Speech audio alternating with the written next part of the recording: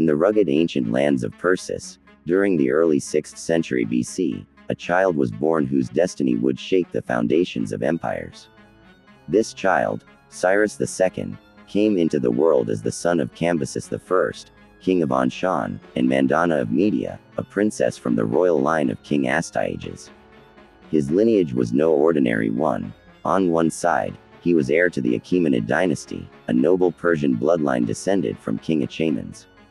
On the other, he was linked to the throne of the Median Empire, through his maternal grandfather. But even before his birth, dark omens hovered around him. Herodotus, the Greek historian, recounts a chilling vision seen by Astyages in a dream. From his pregnant daughter's womb, water gushed forth and flooded his entire empire. This symbolic flood, interpreted by his magicians and seers, signified that the child she bore would one day dethrone him. In a panicked attempt to resist fate, Astyages married his daughter off to what he believed was a weak and obscure king, Cambyses of Anshan. Yet, destiny had no regard for mortal strategies. A second dream haunted Astyages. Vines sprang from Mandana's womb and engulfed the world. This pushed the paranoid king to order the death of the newborn Cyrus. The task fell upon Harpagus, his most trusted general. But Harpagus, unable to stain his hands with innocent blood, handed the order to a herdsman named Mithridates. In a divine twist, Mithridates' own wife had recently lost a child. They took the living infant Cyrus as their own, raising him in secrecy in the hills, away from royal eyes. Years passed, and young Cyrus began to show unusual leadership qualities, even during children's games. In one such game called King and Court, he commanded other boys and struck a nobleman's son who refused to obey him. Word reached Astyages, who summoned the boy and his adoptive father. When the truth of Cyrus' identity surfaced, Astyages, instead of killing him, allowed him to return to his birth parents, believing that the prophecy had been fulfilled merely by play-acting at kingship. But divine destiny was not so easily appeased. In his wrath over Harpagus' defiance, Astyages carried out a horrific punishment. He had Harpagus' son killed, cooked, and served to his father at a royal banquet. Harpagus, consumed with silent hatred, swallowed both the meal and his vengeance, waiting for the perfect moment to strike. That moment came years later, when Cambyses I died and Cyrus was crowned king of Anshan. Though technically under the rule of Media, Cyrus had no intention of remaining a vassal. Encouraged secretly by Harpagus, he rebelled against Astyages. In 553 BC, war erupted.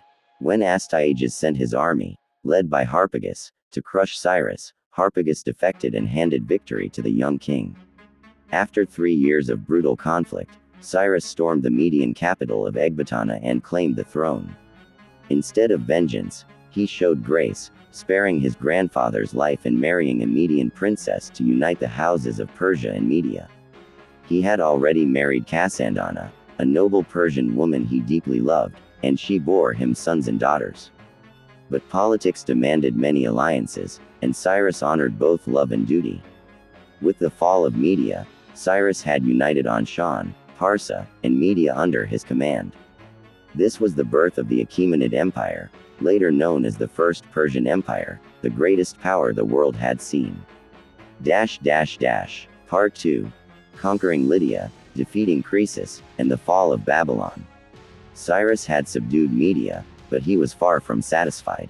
His eyes turned westward to the kingdom of Lydia, ruled by the fabulously wealthy king Croesus. Croesus, seeking to exploit the shifting power in the east, consulted the oracle of Delphi. The cryptic prophecy told him that if he attacked Cyrus, a great empire would fall. Emboldened, Croesus interpreted this as Persia's downfall and launched an invasion into Cappadocia. In 547 BC, the two armies clashed at the Battle of Pteria. It was a brutal and bloody stalemate. Croesus withdrew to Sardis to regroup and wait for reinforcements from his allies in Babylon, Sparta, and Egypt. He believed Cyrus would wait out the winter, but he underestimated the Persian king. In a brilliant military maneuver, Cyrus advanced swiftly through winter conditions and attacked the Lydian army at Thymbra. Here, Harpagus offered an ingenious tactic. Knowing that Lydian horses were terrified by the smell and sight of camels, He placed camels around Persian archers. The Lydian cavalry faltered, and Cyrus' forces exploited the chaos.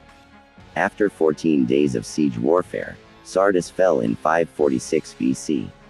Croesus, the man behind the phrase, "rich as Croesus," was captured. While some claim he was burned alive, others say he was spared and served as an advisor to Cyrus. True to form, the king surrounded himself with a diverse court, valuing wisdom even from former enemies. But Croesus' loyal servant Pactyas betrayed Cyrus, stealing his treasury and trying to incite rebellion. Cyrus crushed the uprising, further cementing his control over Anatolia. Then came the greatest challenge of all, the Neo-Babylonian Empire, still mighty but deeply unstable. Its king, Nabonidus, had seized power in a coup and angered his people by promoting the worship of Sin, the moon god, over Marduk, Babylon's traditional deity. The people viewed Cyrus as a potential liberator, a restorer of divine order. In 539 BC, Cyrus invaded. At the Battle of Opis, his forces routed the Babylonian army. Then, employing genius engineering, they diverted the Euphrates River into a canal, lowering the water level and allowing Persian troops to march into Babylon under the cover of night. The city fell without bloodshed. Nabonidus surrendered, and the 1,000-year reign of Sumerian Akkadian kings came to an end. Babylon, the jewel of the ancient world, now belonged to Cyrus the Great. The conquest was recorded on the Nabonidus Chronicle, and though it may contain priestly propaganda, its message was clear: the gods had abandoned Babylon's old regime and endorsed the Persian king. Cyrus declared himself king of Babylon, king of Sumer and Akkad, king of the four quarters of the world. And yet, for all his power, he remained humble. He once said, "In my experience, men who respond to good fortune with modesty and kindness are harder to find than those who face adversity with courage." The Cyrus Cylinder, often hailed as the world's first declaration of human rights, proclaimed freedom of worship and allowed displaced peoples, including the Jews exiled by Nebuchadnezzar, to return home. This act is recorded in the Hebrew Bible's books of Ezra and Isaiah, where Cyrus is uniquely called the Messiah, or Anointed One, of Yahweh. He is the only non-Jew ever granted that title. A Zoroastrian by belief, Cyrus ruled with compassion and reverence, reflecting the teachings of Ahura Mazda, the supreme god of light and truth. Part 3. Cyrus' final campaign, death, and immortal legacy. With Babylon under his rule, Cyrus stood at the height of his power. His empire now stretched from the Mediterranean Sea to the Indus River. He established 4 capital cities, Pasargadae, Ecbatana, Babylon, and Susa, and divided his empire into satrapies, provinces overseen by satraps who governed with royal authority but answered to the king. The military arm of his rule was no less sophisticated. Cyrus created the Immortals, an elite force of 10,000 soldiers whose numbers were always kept constant. Trained, disciplined, and deadly, they were both his personal guard and the core of the Persian military machine. He used the wealth of his conquests not for greed, but for building infrastructure, lowering taxes, and spreading prosperity.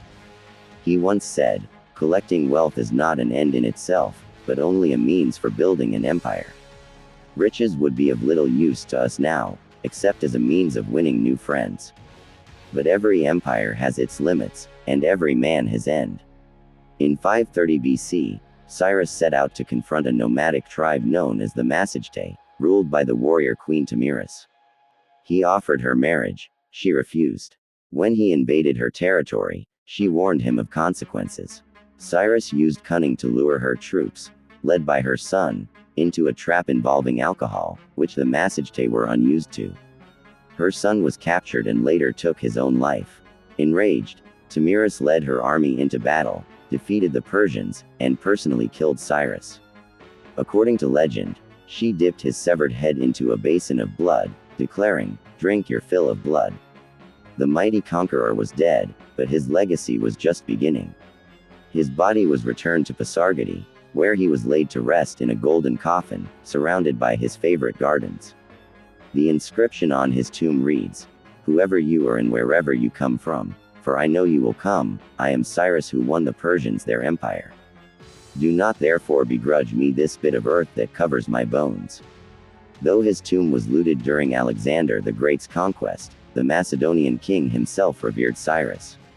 He ordered restorations of the tomb and carried with him Xenophon's Cyropedia, a philosophical biography that praised Cyrus as the ideal ruler, a philosopher king who ruled like a father over his children. Xenophon wrote, "He honored his subjects and cared for them as if they were his own children."